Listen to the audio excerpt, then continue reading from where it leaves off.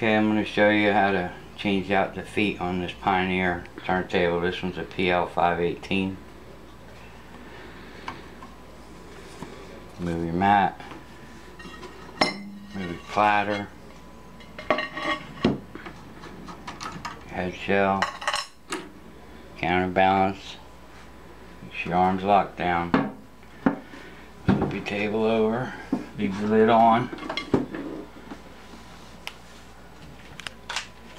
move the old foot, the old broken foot.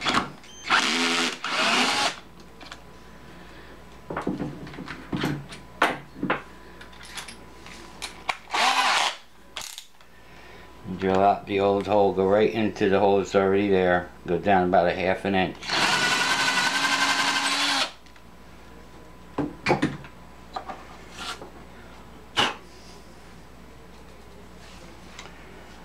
Take your new foot, screw it right into the hole. The hole's a 7/32 of an inch. Screws in perfect, nice and tight.